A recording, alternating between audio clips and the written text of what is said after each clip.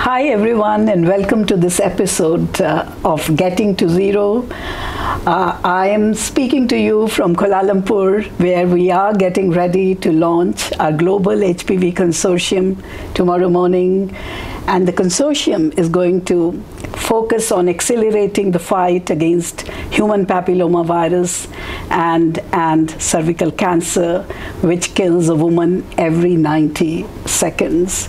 And what a big tragedy that is, because these deaths can be absolutely prevented with the use of vaccine, which has been introduced about 14 years ago, but hasn't really made too much of headway. Globally, only 1 in 7 girls have received HPV vaccination in 2022, and of course there's a long road ahead if we really want to get cervical cancer cases and deaths to zero. So today our guest is inspirational. I'm speaking to Helen Clark, the former Prime Minister of New Zealand. As you know, she was the first woman Prime Minister of New Zealand and was in office for 3 terms. She's known as a great champion of women, young adolescent girls, their rights, gender equity, and has headed the United Nations Development Program, and currently is the chair of Partnership of Maternal Newborn Child Health, which is supported by 1,200 organizations across the globe and has a very strong, vibrant youth and adolescent constituency. So thank you, Helen, for joining me for this conversation. I know we all have a lot to learn from you, and our audience are very keen to be listening to your perspectives. Thank you. So really my first question is that you are so passionate about young people, adolescents, and really have been emphasizing the importance of using their voice. And why do you think is this the right moment to galvanize adolescents and young people? It's the right moment to be galvanizing the 1.8 billion adolescents and youth in our world today, because we've never had a generation this size.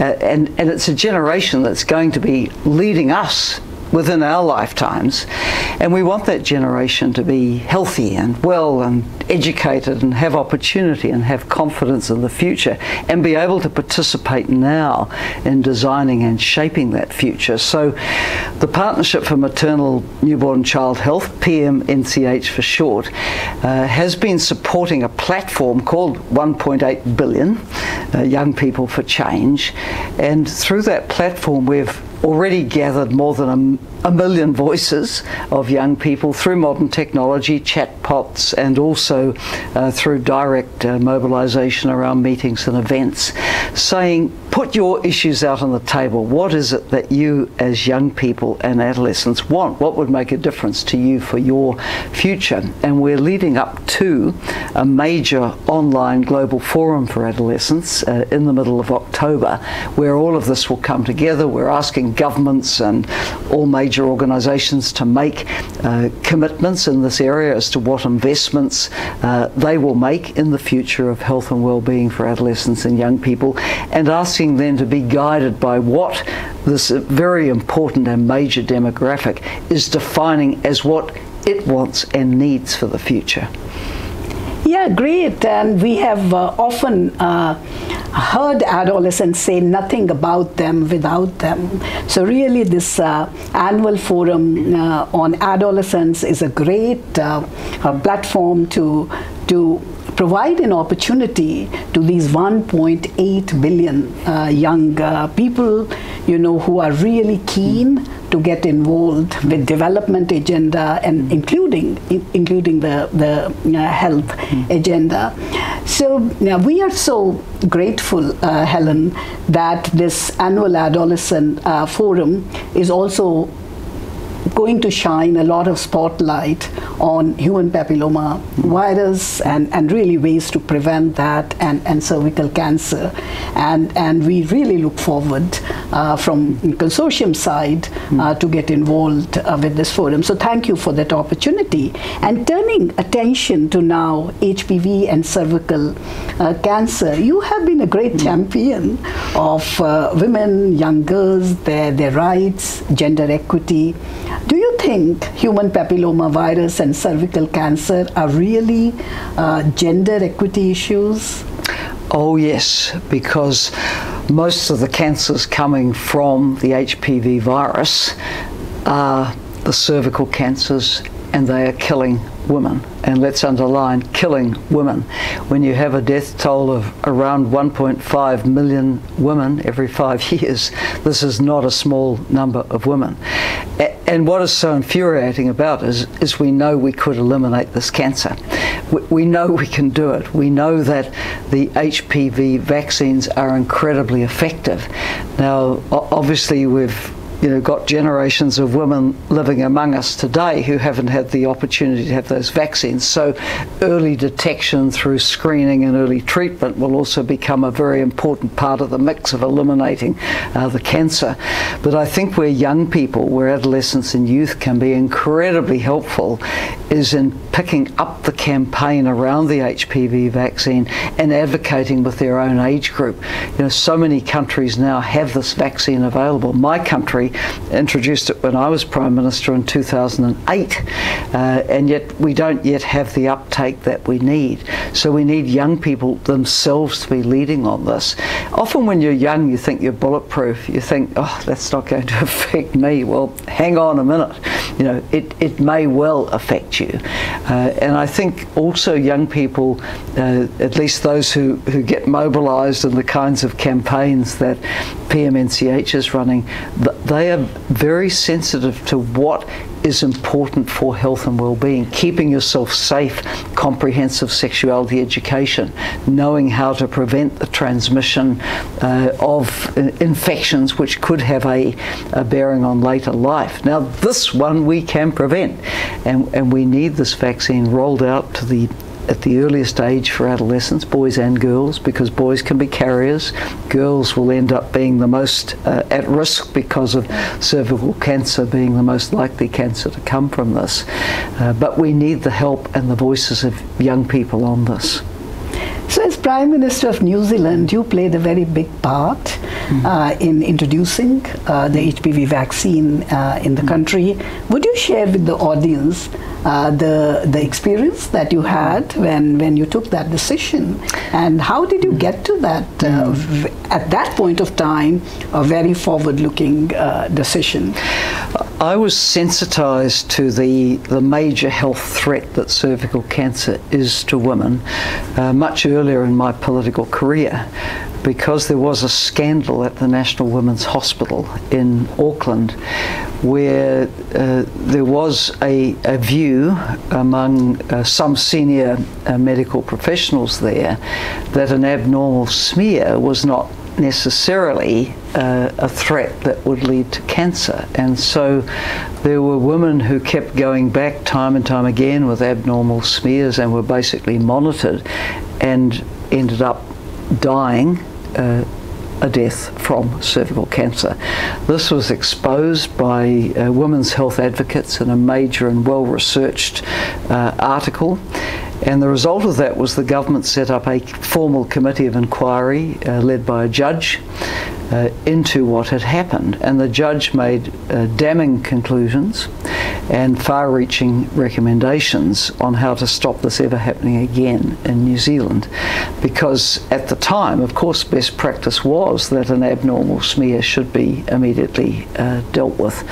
So one of the recommendations was to introduce a nationwide cervical screening program, and it fell to me as a young Minister of Health in 1989 and 90 to action that recommendation from the 1988 report of the Committee of Inquiry. So in 1990 we got that first cervical screening nationwide program underway, and of course it has had a very positive impact. It has led to a very significant reduction in deaths. But what we also learned was that Public Health 101, it's not a one-size-fits-all message around how you reach women with messaging on the importance of cervical screening. Different demographic groups in the population are receptive to different kinds of messaging. So this requires a lot of research, a lot of peer group organisation to make sure that appropriate messaging gets to everyone. So that was how I was sensitised to the issue early on. And then many years later, when I was Prime Minister, I read the news that there was at last a vaccine which could prevent the HPV virus, and I said, we have to do this. And I remember making this campaign announcement at a major Auckland hospital while I was PM, and in 2008 the vaccine was introduced. So I'm very proud of that, but I know that we are not getting the reach with the vaccine that we need to get at this time, and I hope this new global consortium aimed at eliminating cervical cancer will also galvanise more action at home, so that the programs we have in place around nationwide screening and around this widespread nationwide vaccination campaign can really get much more traction. Yeah, so thank you, and you're rightly proud of the role that you played in New Zealand, and we are very proud of you. And you really raised two very important issues here, Helen. One is the issue of integration, because we know that for cervical cancer to be eliminated, it's not just vaccination or screening, but vaccination, screening, and treatment of precancerous lesions all have to come together in order to fight HPV and cervical cancer. And the second point that you bring up is very interesting about heterogeneity. Yes. And these are exactly the two focus areas of the consortium: integration of vaccination, screening and treatment, so that we are able to break down the traditional historical silos, but also embrace heterogeneity, because we know that countries and communities are not alike. No. They are very heterogeneous, and therefore we need to invest a great deal in spurring, incentivizing, scaling up local solutions, understanding the needs of specific groups and communities. So thank you so much. So what are the results that you would hope to see after the global consortium is launched tomorrow, and what is the support that you would continue to give to the consortium going forward? Well, I will certainly be committed till I die to being a voice for the elimination of this cancer, because it is horrible to see what happened in my country, where women died when they should never have died.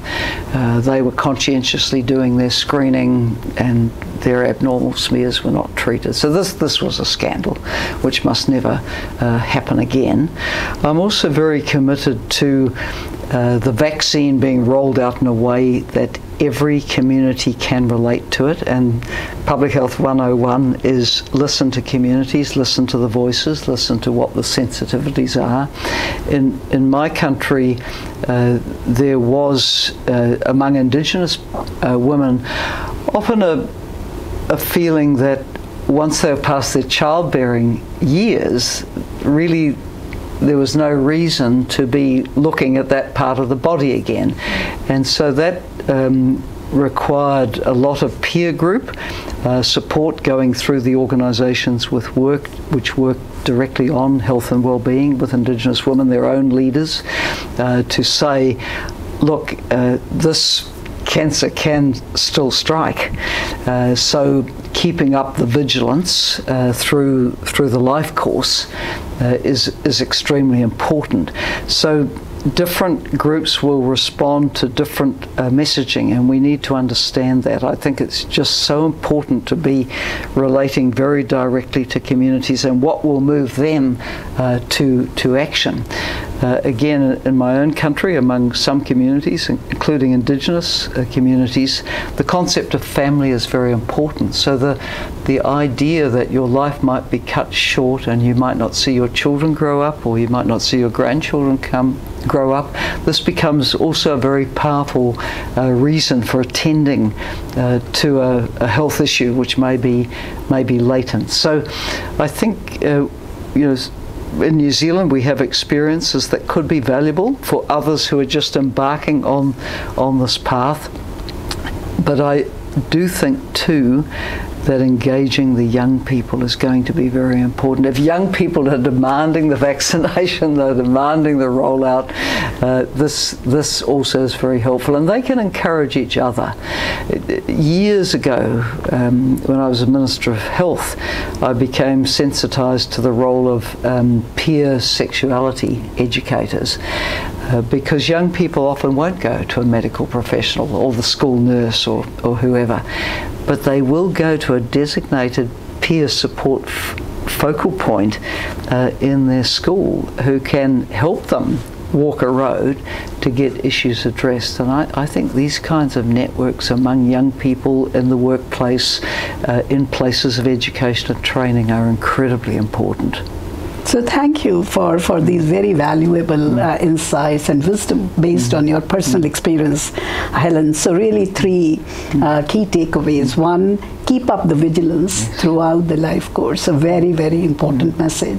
2nd is listen to communities and craft your messages that would resonate with them. And 3rd is harness the potential of young people and invest in peer-to-peer motivational methods. So thank you so much for speaking to us, and to our audience, thank you so much for your interest in Getting to Zero episode series.